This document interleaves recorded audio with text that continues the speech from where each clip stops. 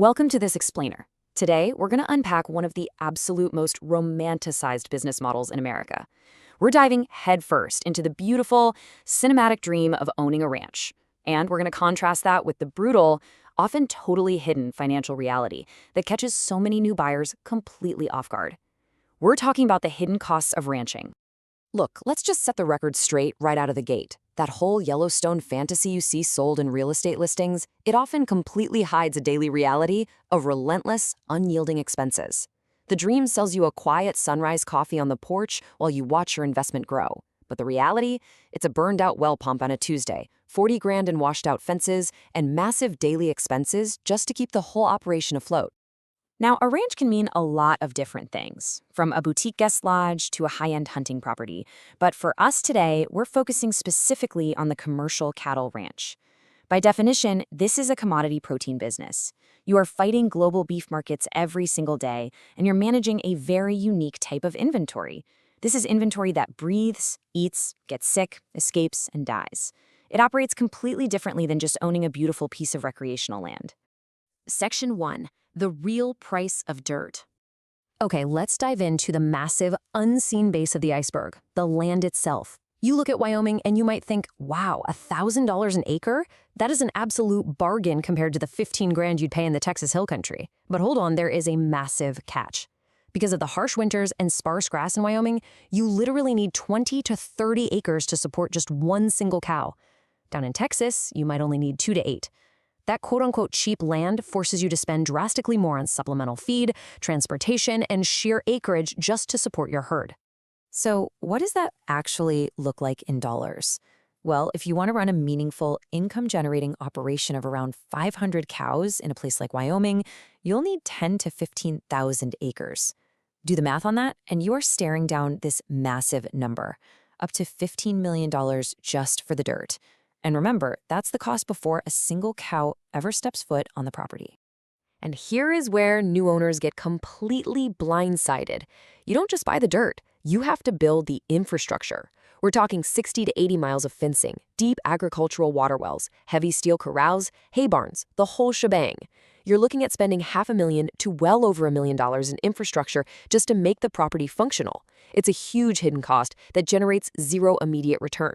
Section 2. Assets that eat and break. So, stocking that 500-head herd, it takes staggering capital.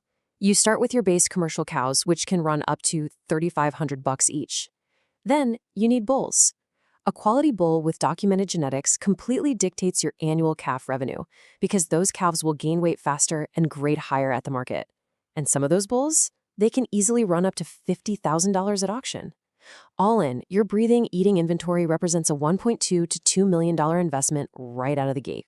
And man, we absolutely cannot forget the machinery. Tractors, round balers, heavy-duty pickup trucks, livestock trailers.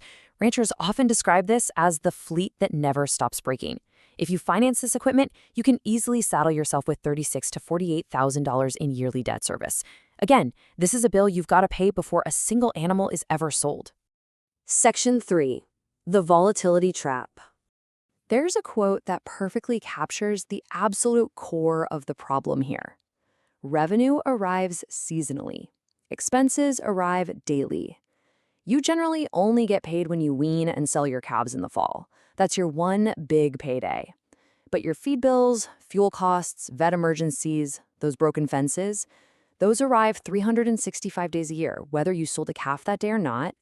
And honestly, your biggest daily enemy is feed. Looking at the 2024 operating costs per cow, out of a total of $950, a whopping $610 goes straight to feed. When the grass stops growing in the winter, you are buying or hauling hay every single day. For a 500-cow herd, winter hay alone can cost you up to $300,000 in a completely normal year. Because of this dynamic, the volatility in this business is absolutely wild. In a good year, where cattle markets are strong, calving rates are high, and hay happens to be cheap, a 500-head operation might net, say, $135,000 profit. But in a bad year, a late spring blizzard, a summer drought that spikes hay prices, maybe a softening cattle market, that can easily trigger a massive $380,000 net loss. A $500,000 swing between 2 years is entirely possible, and it's driven by weather and global markets that you literally have zero control over. Which leads to a pretty harsh reality. Even in a fantastic year with record-high calf prices, after dumping $7 to $12 million into land, infrastructure, and livestock, your actual return on investment is often somewhere between 0 and 1.4%. Seriously, you could take your multi-million-dollar investment, put it into a basic savings account at your local credit union, and literally yield a higher cash return.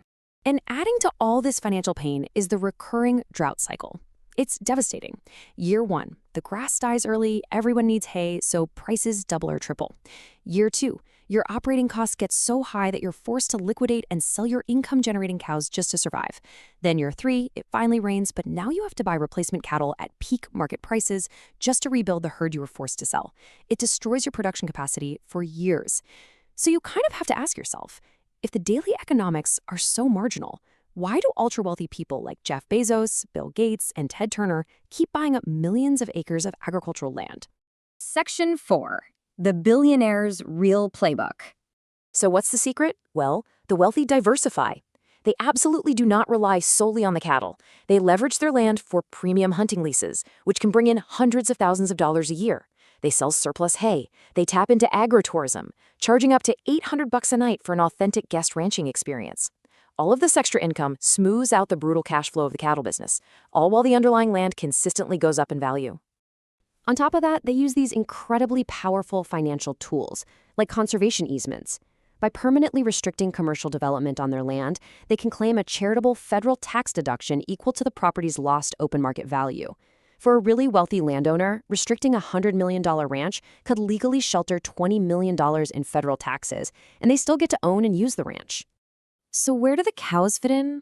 Well, by keeping just enough cattle on the property to legally qualify as an active agricultural operation, they secure state agricultural exemptions. This slashes their property tax bills from hundreds of thousands of dollars under a commercial valuation down to just a tiny fraction of that cost.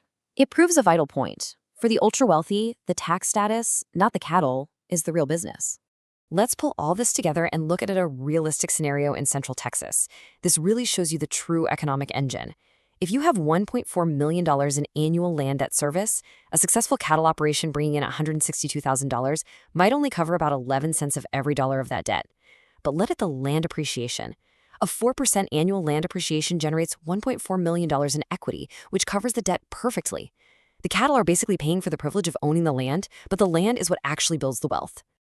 And that right there brings us to the ultimate truth about the hidden cost of ranching.